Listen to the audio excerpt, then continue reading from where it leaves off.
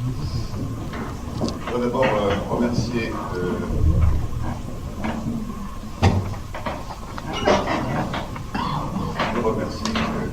j'ai un grand sens scénographique. J'ai envie de toutes les bouteilles. C'est vrai que c'était un véritable... Alors c'est dommage de commencer comme ça. J'ai commencé à donner un son à chaque bouteille pour montrer que la plus proche et la plus lointaine avait un son, que la plus remplie avait un son différent de la moins remplie, que le micro, j'envoie des graves parce qu'il est lourd, que la bouteille est plus légère, mais elle est remplie. Alors ne parlons pas du gobelet. Le gobelet est en plastique, donc forcément il est très léger, et il en rencontre dans la voix. Et ça c'est une chose que moi j'aime beaucoup, c'est comment le son contient la topographie et des renseignements incroyables sur le réel. Notamment, je ne comprends pas, maintenant les bouteilles sont en fait. Alors qu'elles étaient là tout à l'heure, elles étaient là tout à l'heure, les mains sont là. Et j'aime beaucoup ça, c'est des niches sonores. Moi personnellement, je suis très embarrassé pour ça, parce que tu m'as enseigné, je pense, parce que tu as le souvenir d'expérience. Je ne vois pas comment faire des expériences en 40 minutes. Donc je vais peut-être raconter des expériences, et s'il y a besoin de trop grande frustration, éventuellement on essayera une, peut-être une. Voilà. Moi j'ai plutôt envie de vous dire un peu en quoi quelle est notre problématique en tant qu'acteur, metteur en scène, formateur. Et quand on est formateur, on a l'ambition modeste de donner à des comédiens des notions pour le futur acteur contemporain. C'est des gens qui ont 18, 20 ans, qui vont faire le théâtre de demain. On ne sait absolument pas comment va être le théâtre de demain, donc on est obligé d'un petit peu comme ça, un peu empiler. Je vais dire des choses en vrac, je vais les affirmer, donc le côté permétoire n'est pas du tout le fait que je ne pose pas et que c'est des choses qui sont justes, c'est qu'on peut mettre au début et postuler, à mon avis. Et puis après, voilà, on se débrouille. C'est en vrac, ce n'est pas structuré du tout comme discours. En plus, j'ai rajouté des choses que j'ai entendues tout à l'heure qui m'ont passionné. Par exemple, je regrette, mais quand vous avez dit, quand vous avez chanté le poème de Baudelaire, vous avez dit, j'espère que vous avez écouté le poème. Je ne peux pas écouter le poème. Il faudrait que je l'ai maintenant pour le voir, parce que la voix domine.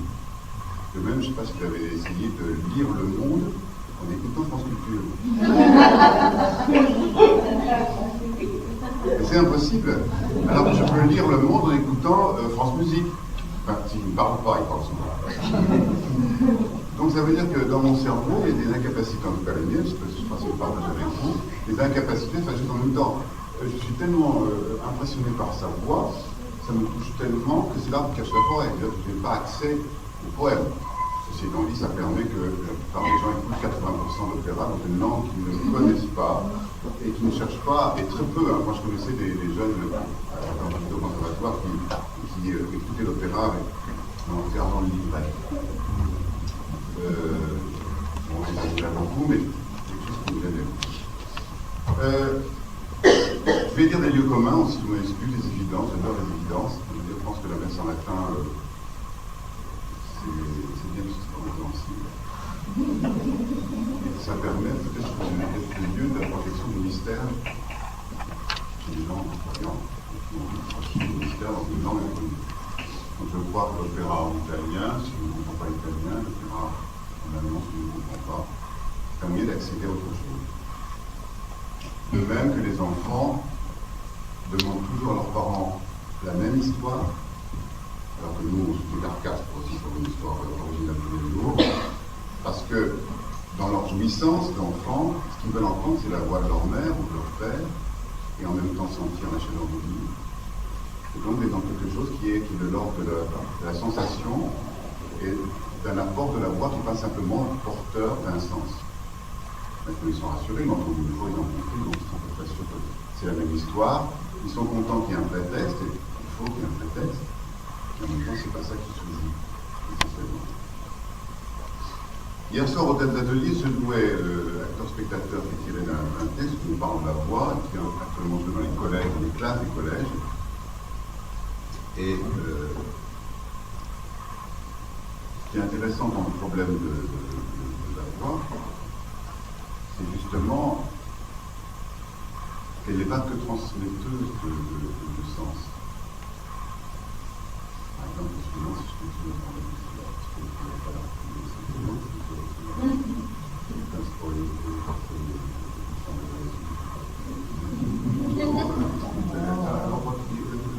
moi.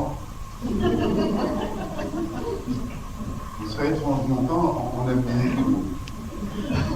Moi, je ne suis pas sûr de ce que j'ai dit, mais vous êtes sûr de ce que j'ai dit, quelque part. C'est-à-dire qu'on continue et que ce qui compte, c'est.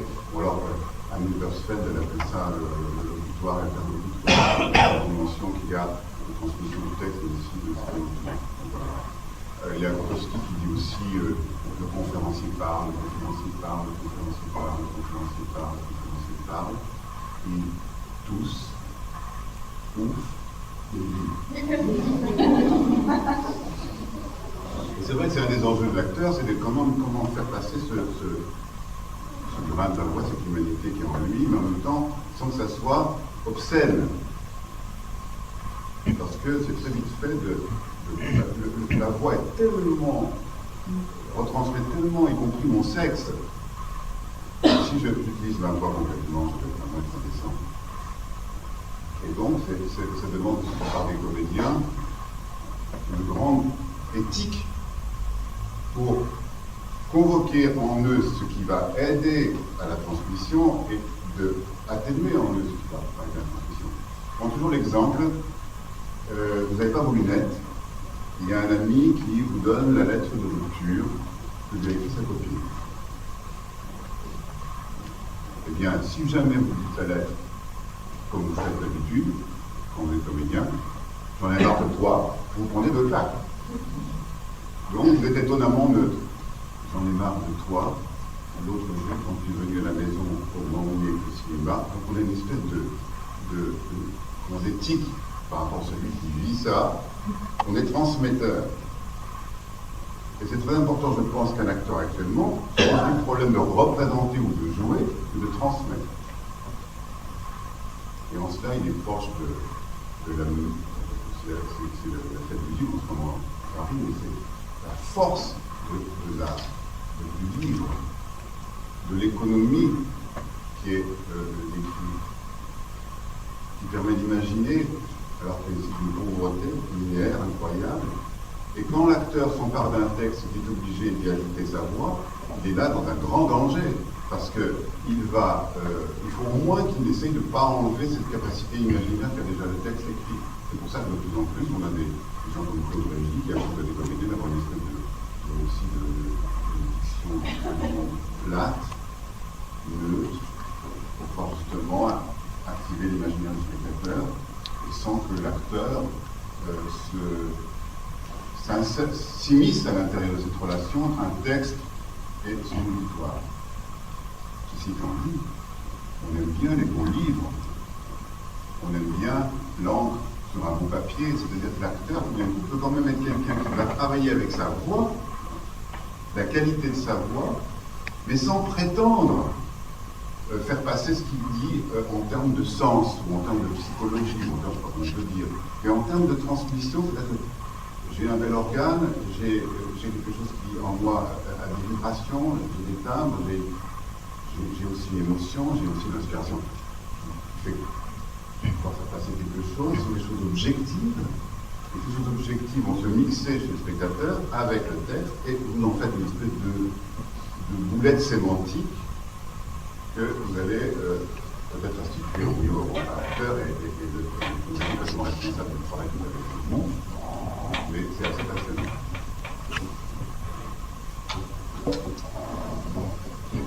Vous m'interrompez si jamais il y a des choses qui sont trop claires et des choses qui ne sont pas claires.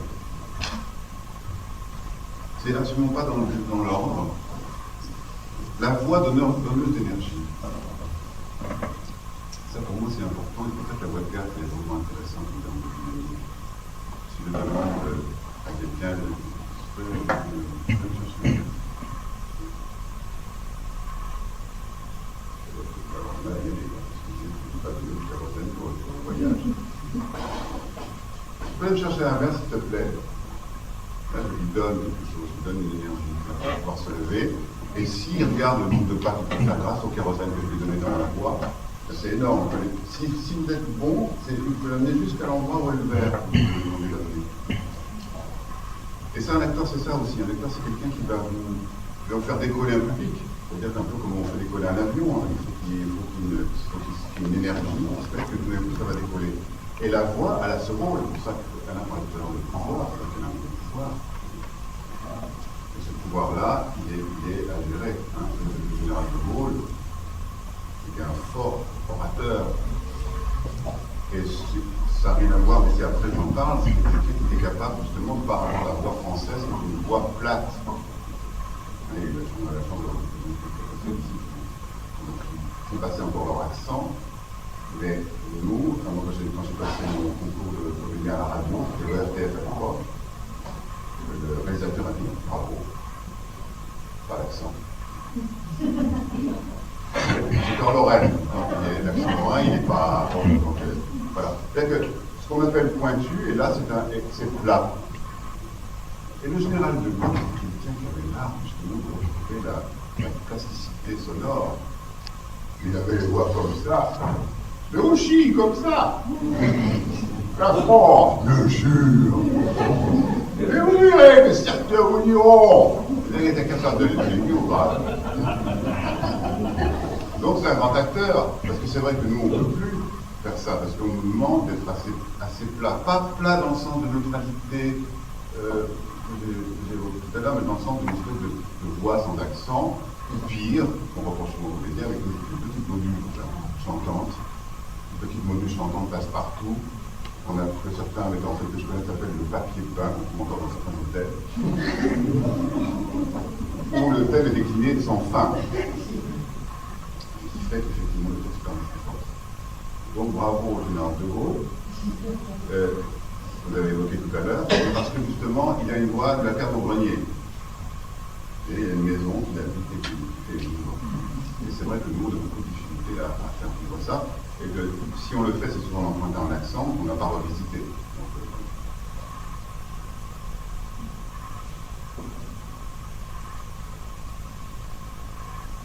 Alors, il y a une contradiction que je veux dire aussi, qui est importante, c'est que, pour moi, qui faisais une escalier, j'étais ému, et j'avais commencé à parler, j'avais repris sur le droit parce que j'étais en trac, je connais bien comme ça. Et c'est contradictoire de la voix. On est vraiment à un endroit faux, puisque parler, c'est se détendre. Puisque la parole se fait sur l'expiration. On ne peut pas faire sur l'inspiration, on va essayer de parler sur l'inspiration, j'aurais du mal. Mais l'inspiration, c'est la peur. Et là, si quelque chose devant moi qui me fait peur, j'ai une douleur pour me barrer, parce que j'ai l'énergie pour cavaler. Et si je vois que vous êtes finalement très pacifique et rassurant, je vais faire comme les avions qui, pour réatterrir tout de suite, si on a un angle technique, se débarrassent du kérosène. Donc je prends de l'air, je vois que ce n'est pas dangereux, je vide mon ballast. Je me détends. Mais comment imaginer que je puisse parler en étant extrêmement tendu, en ayant très difficile, c'est pour ça que c'est une angoisse pas possible d'être dans cette contradiction physiologique entre la parole qui est l'expiration et ma peur qui m'amènera à inspirer, à me tendre. C'est un autre décalage dans le cri. Quelqu'un qui crie sur une scène, il se décale complètement de son public, parce qu'en même temps que vous êtes en train de crier, donc vous êtes en train de vous détendre, le cri vous fait peur. Donc c'est le moment où vous prenez la peur de l'autre, l'autre s'en débarrasse et vous la prenez. Décalage absolu. Le cri est la fin d'une tension, mais c'est le début de la tension de celui qui est autour.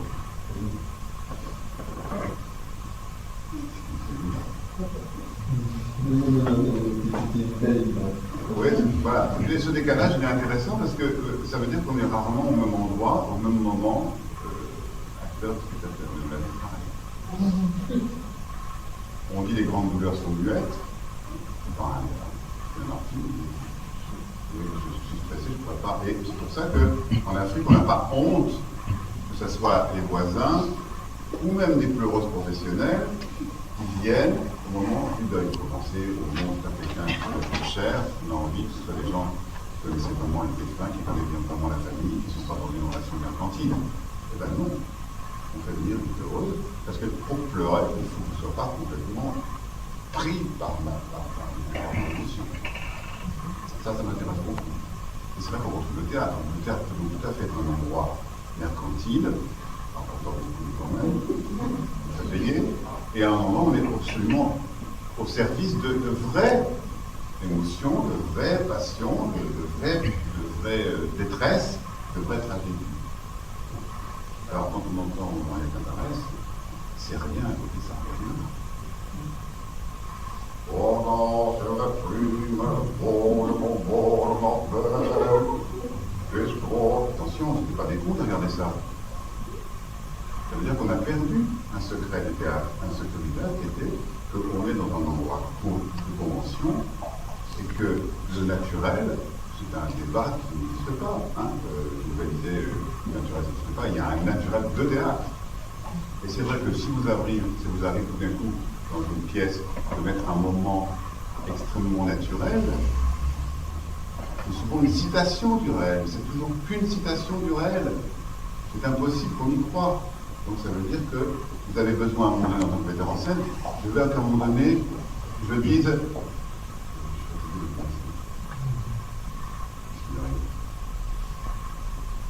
Je vais vous écrire une citation du réel qui vous interprète, parce qu'il faut pourquoi il faut des choses naturelles, mais en même temps, tout ça est artificiel.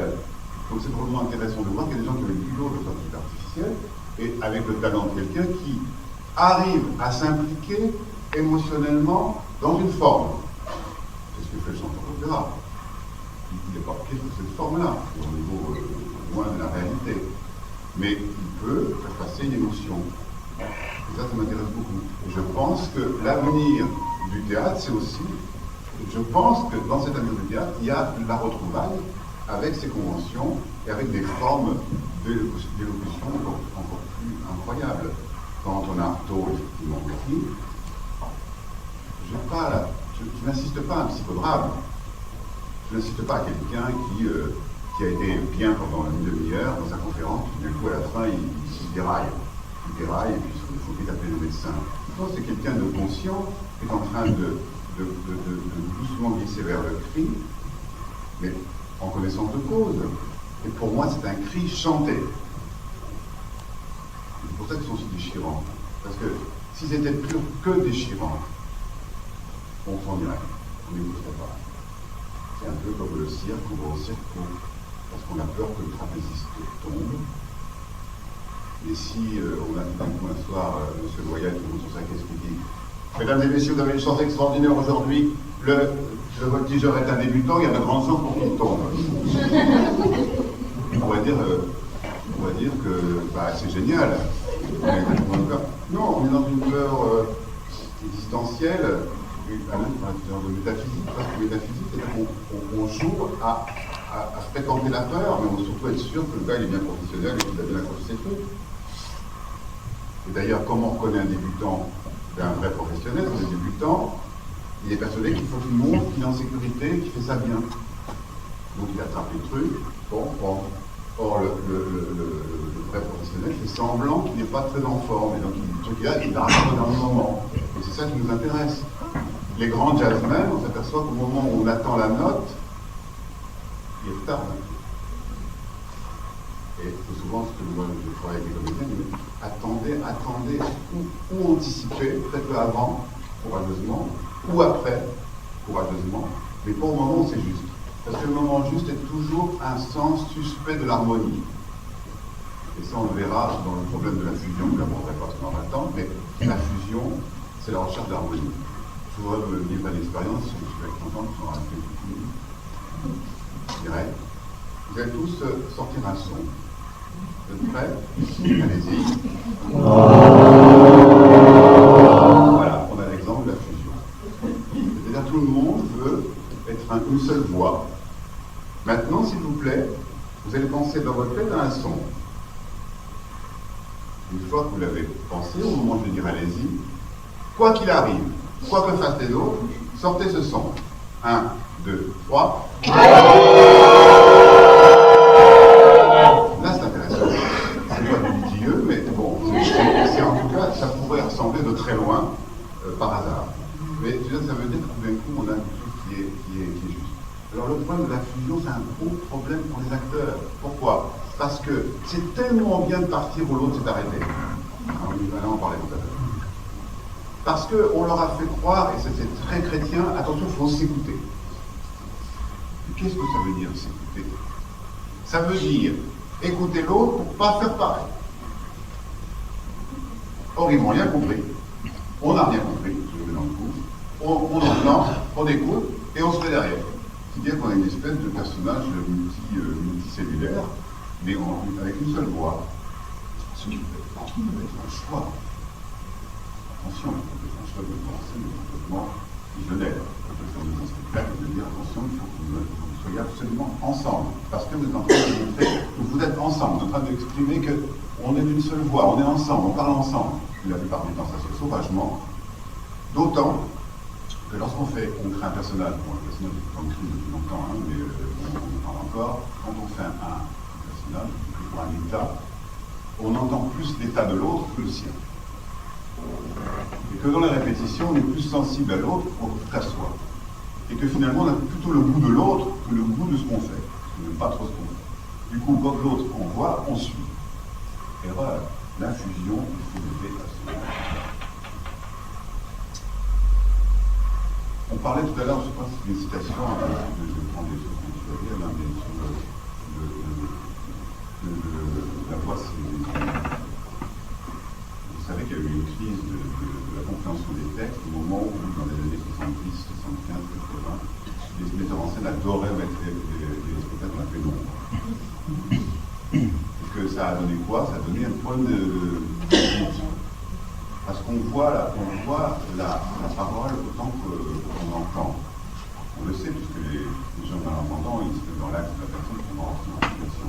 Mais on croit que c'est que des malentendants qui s'entraînent à ça, mais nous le faisons tous, ça. Tous sont en train de regarder. C'est pour ça que quand on parle de ayez une bonne articulation, souvent on voit les comédiens essayer de commencer à bien sortir les sons, bien jouer sur les consonnes, etc. Alors qu'en fait, c'est simplement de soutenir un peu mieux l'expression corporelle locale qui est ça. Alors dans le petit spectacle qu'on donne dans les collèges autrement, carrément on a découpé un petit carré et on met un carton et la comédienne, on voit avec son rouge à lèvres et on voit ça comme c'est incroyable comme on est sensible à cette micro-expression corporelle. Et vous savez, c'est un peu comme les gens qui font des essais pour voir qu'est-ce qu'on regardait surtout, on regarde les yeux des gens, on regarde le visage, on regarde très peu le reste, et la bouche. La bouche parce qu'on essaie de comprendre ce qu'il dit. C'est important d'avoir une notion de voix visuelle, que la voix se regarde. Et qu'une partie de la jouissance de la voix, elle passe aussi par le regard aussi. Si vous avez vu Brassens chanter, par exemple, Brassens c'est un gustatif qui chante avec sa salive et sa moustache.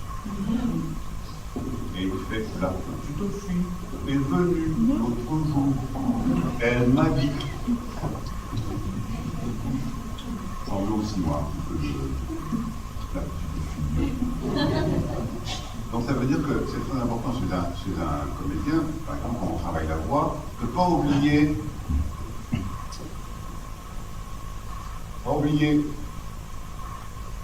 la déglutition, qui a un autre avantage, je ne sais plus si c'est de l'opéra qui dit tout à l'heure, quand on est fatigué, qu'on a changé de salle, qu'on a changé de répertoire, on est un peu fatigué. Mais, par exemple, vous avez tous vu comme le Christian la voix quand on a de la fièvre. C'est pas parce qu'on a de la fièvre, c'est parce que la fièvre enlève le sucre digestif et qu'on n'a plus de quoi déglutir. Et la nature, vous savez, a prévu que le vélo de la salive en dehors des pas pour lubrifier du corps vocal. Donc ce phénomène de déglutition est absolument indispensable pour pouvoir. C'est un peu comme du temps de la poésie Vapeur, le blague de Rennes, qui était là en train de mettre dessus sur les bielles. Donc c'est important d'avaler. Et c'est pas seulement important d'avaler pour la voix, c'est aussi important pour la vision. Et que si je dis ce micro, c'est plus fort que ce micro, sans déglutir. La déglutition est comme une ponctuation physique qui me relie avec la voix, mais en même temps je suis persuadé c'est que ça a un rapport avec la voix. De même que la respiration.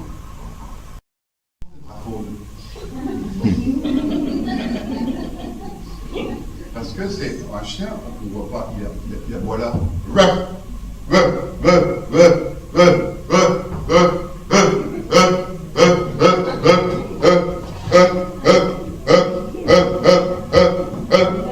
ne fatigue pas. Pourquoi il ne fatigue pas? Parce que je crois que c'est Alain qui le disait, c'est que souvent l'enjeu, moi j'ai travaillé beaucoup avec des enseignants qui se plaignent beaucoup d'avoir se toucher là,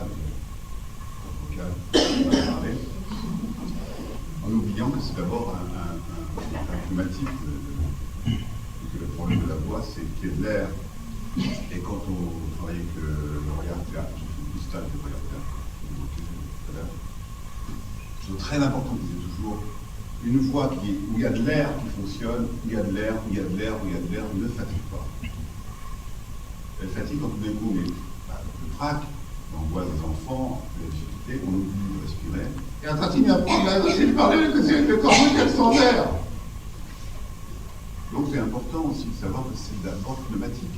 Il faut d'abord apprendre à respirer. Or, dans notre société, et ça tous les stagiaires de français de Navarre que j'ai eus, quand je leur dis remplissez-vous d'air, je vois ça. Peut-être qu'ils envoient, je ne suis pas spécialiste, un tiers, deux tiers, moins d'air. Et quand on dit remplissez-vous d'air, il faut faire ça. Mais c'est pas beau. Pour en faire rentrer le ventre, donc ça veut dire qu'on ne respire pas. C'est vrai que quand on est comédien, on dit alors attends, j'ai quand même une superbe de personnage de jouer, j'ai comme ça. Et pourtant, il faut faire ça. Il faut prendre de l'air. Très important. L'air. À la limite, il faut d'abord travailler sur le pneumatique avant de parler de quoi que ce soit en vocal. Et il y a un exercice qui est assez chouette, vous savez, mais vous connaissez, monsieur? Vous pouvez venir?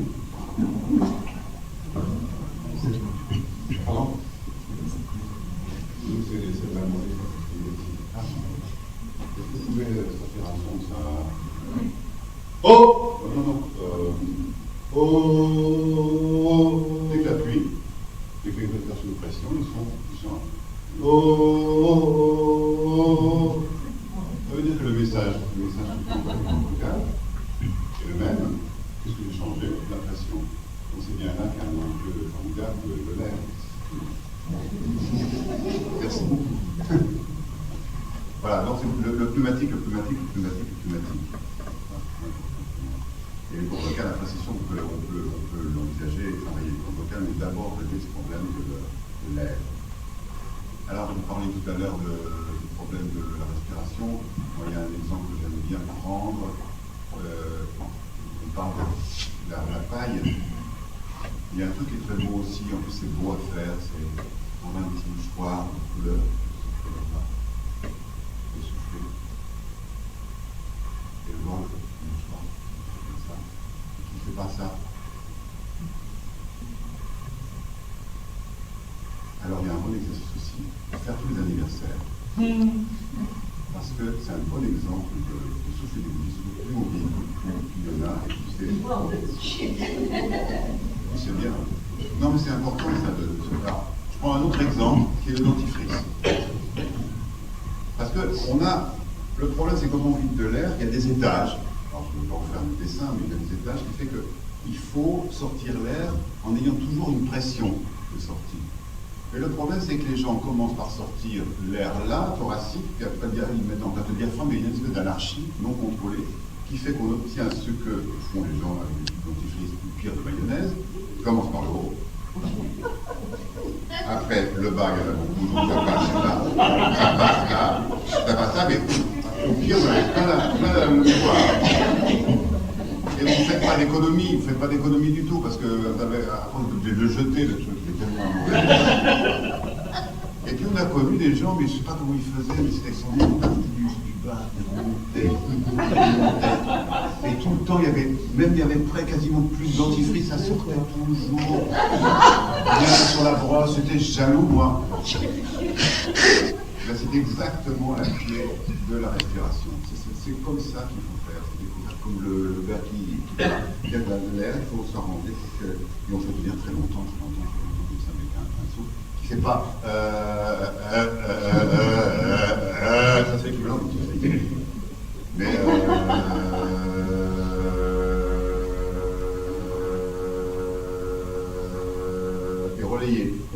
que vous sentez que vous avez des compartiments qui se vident de votre cornemuse personnel, vous travaillez comme une cornemuse, vous sculptez votre corps. Ce qui est important, c'est qu'on a quasiment un accordéon et qu'il faut le bouger, le faire travailler pour que la voix sorte.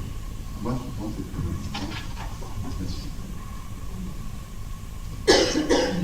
Alors, c'est un peu tout ce que j'ai indiqué sur le texte, c'est qu'on a une voix qui correspond à notre corps, ce qu'on est, etc.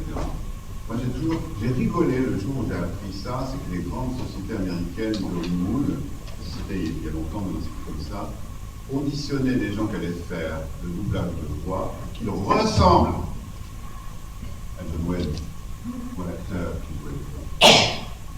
Et ben, c'est pas si con ça. Parce que, bien sûr qu'ils ne vont pas prendre en compte l'histoire personnelle de quelqu'un qui n'est pas forcément une situation physique, mais on a un physique qui nous fait attendre une certaine voix. Et si vous n'avez pas cette voix-là, et c'est souvent l'exercice que je fais aussi avec les comédiens, l'exercice que je fais avec les étudiants Monsieur, vous voulez venir, monsieur? Ah non, voilà. Je pense que c'est important. Est-ce qu'il y a un monsieur qui veut bien venir?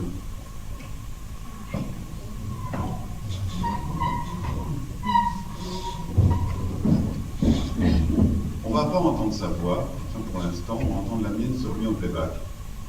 Et vous allez dire au public, bonjour, je suis très heureux de parler de mon nom. Bonjour. Non, c'est moi qui me je lui t'appelle parce que je connais une.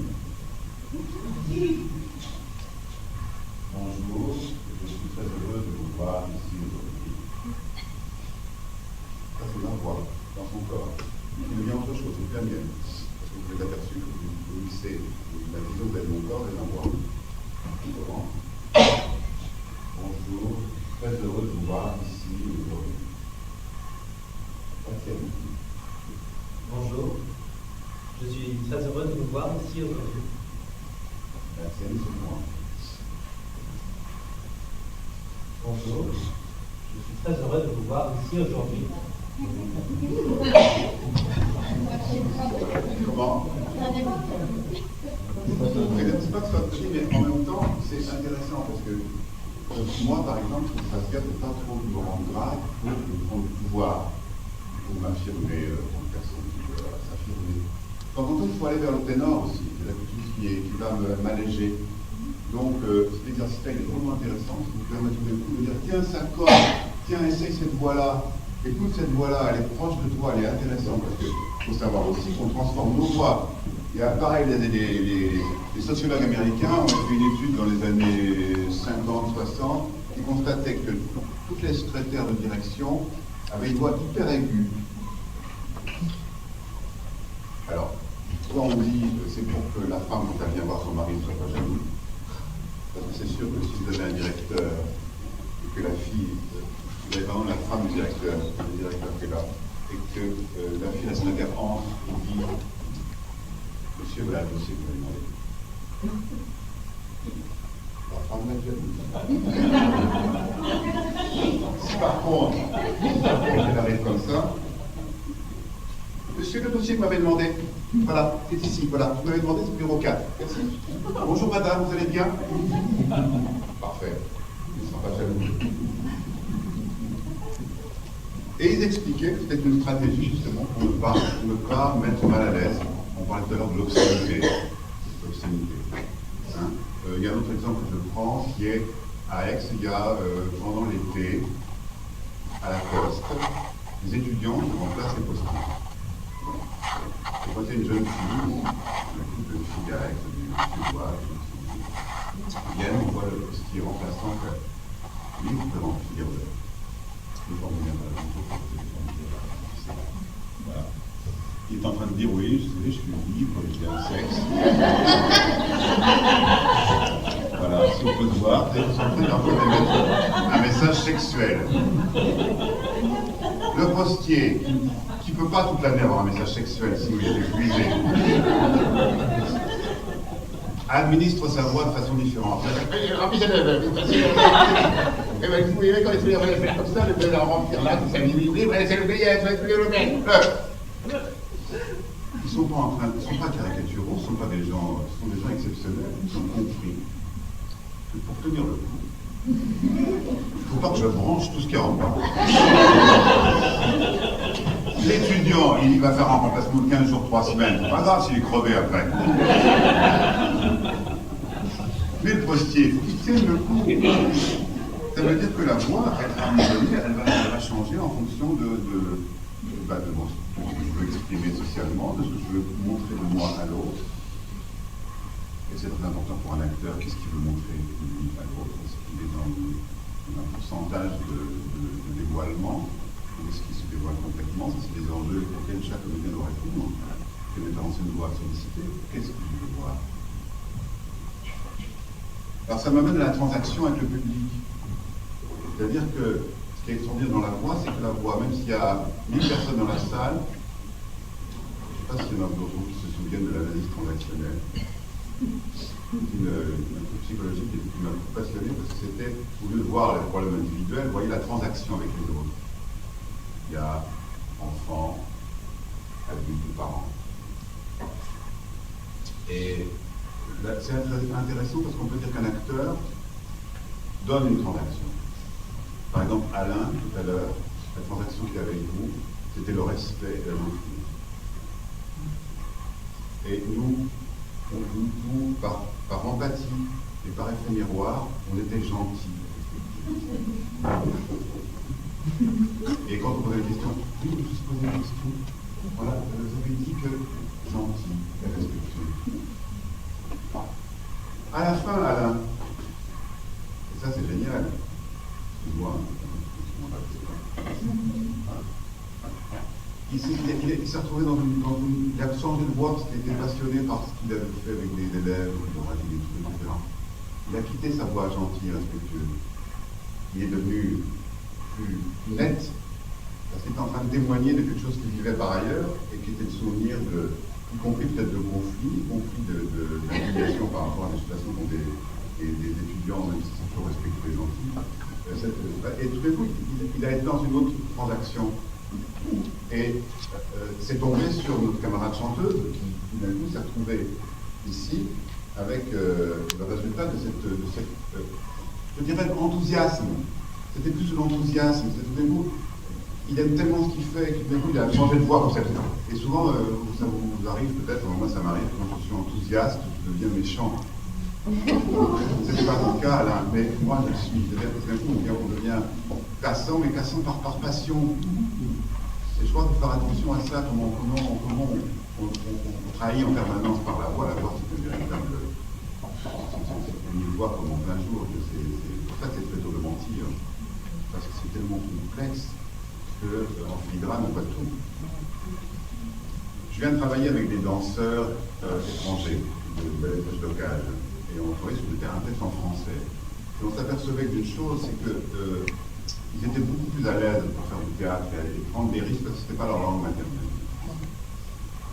Et c'est vrai que nous, on a en stratification tout un parcours personnel qui fait que même quand on joue de plus ou loin de ce qu'on a pu vivre, de ce qu'on est, on se l'entache de notre propre épaisseur de vie.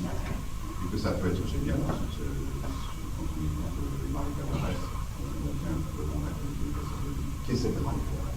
Qui n'est pas celle de ce texte-là. Il y a un rendez-vous entre cette épaisseur personnelle et ce texte-là, mais ce n'est pas illustratif de ce texte-là, le temps qu'elle prend. C'est le culot d'avoir été très loin dans son imaginaire, dans ce qu'elle a vécu, il est espagnol, je crois, le père vient, la difficulté. Cette fille a le culot d'aller faire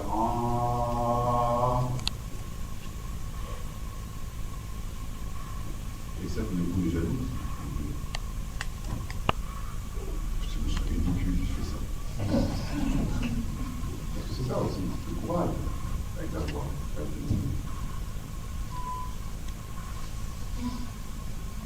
Michel Serrault, il disait toujours, dans les interviews, c'est une boutade, c'est intéressant, on voit des coups, il disait, mais vous travaillez peut-être sur la maison,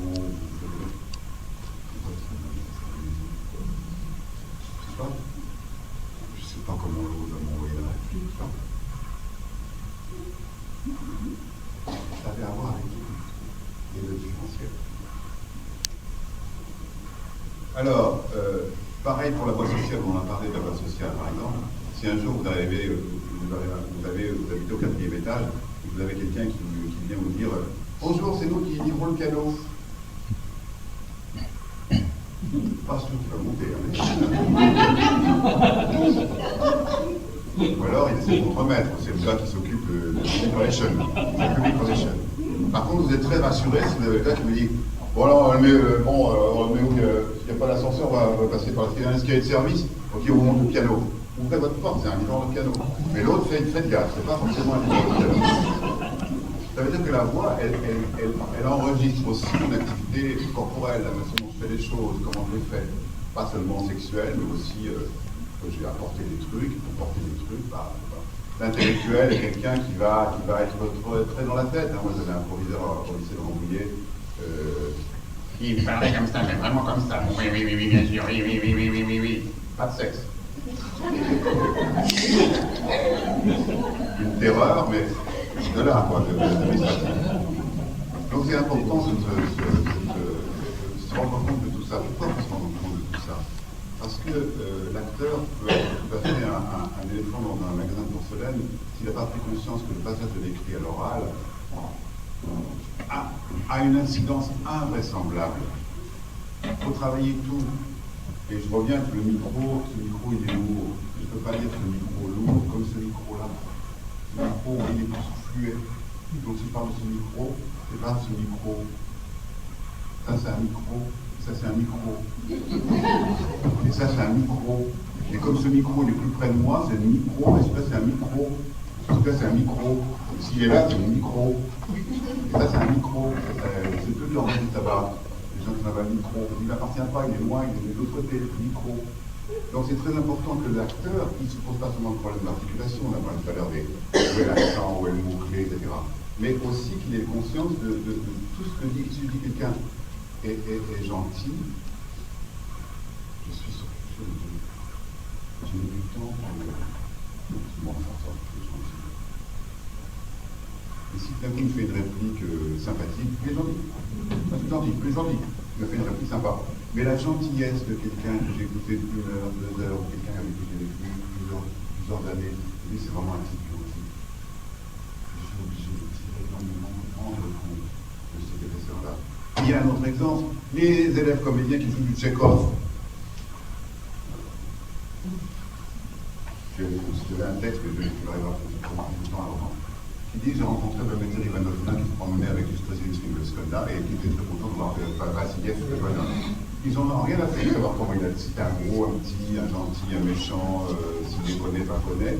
Et tout d'un coup, on a, dans la prononciation, tout d'un coup, le texte qui se veut naturel, de Tchekhov, c'est comme la vie quotidienne, quelque chose qui est très proche, pas du cinéma. Tout d'un coup, il y a des gens qui prononcent des noms qui n'ont rien comme représentation, c'est terrible. C'est pour ça que la voix, elle entretient tellement tout ça qu'il faut faire attention. Alors Bob Wilson disait toujours à ses comédiens, si vous prononcez un nom, prenez le machiniste qui est en coulisses, regardez-le et prononcez le nom. Alors, puisque je parle d'exercice avec les instituteurs, c'est génial, comme expérience, vous demandez à vos instituteurs de donner du prénom. Donc, et après, vous dites, s'il vous plaît, dites les prénoms des enfants de votre classe à la même vitesse, en même temps, sans accélérer ni ralentir. On s'aperçoit tout d'un coup que chaque mot contient le profil de l'élève. S'il arrive toujours en retard, s'il est sympathique, s'il est devant, s'il est là-bas. Ça, c'est très important. Et ça, c'est magnifique quand on s'en rend compte. C'est magnifique. Du coup, c'est s'aperçoit que mentir, c'est un gros travail. Parce qu'il faut empiler le vivant. Et que le texte, il est génial parce qu'il n'a pas besoin d'empiler le vivant. Il va être complètement resécrété par le public. Vous allez passer l'heure, non? Donc, je termine. Parce qu'on ne fera pas tout, je vous dirai peut-être les titres. Très important pour moi, l'adresse. L'adresse, c'est, bon, la base qu'on a dit, mais c'est aussi, sur un plateau, chaque espace à son signe sonore et à son saut sonore. Si par exemple, je parle là, en fait j'ai changé de voix parce que j'ai changé de niche sonore. Parce que là où je parlais avant, c'était là. Là, effectivement, il y a une parole comme ça, mais c'est pas la même que là. Et les comédiens aplatissent l'espace quand ils parlent comme ça ici. Quand ils parlent ici comme ça aussi. Quand ils parlent ici comme ça. Quand ils parlent ici comme ça. Non, il y a des adresses sonores. Et c'est très important parce que le public, il le sait. Si par exemple, vous avez un moment donné au premier acte, il y a des actes. Vous avez été dans le moment de... Vous êtes dévoilé par des choses personnelles. Là. Et que là, vous êtes sur un plan de l'adresse, presque au balcon, en train de parler de...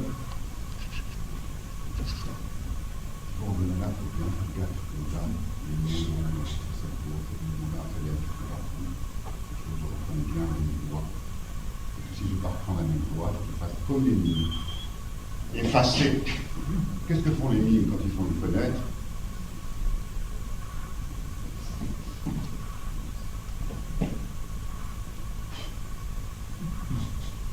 Je me demanderai pour passer. Ça veut dire que toute niche sonore est inscrite dans l'espace.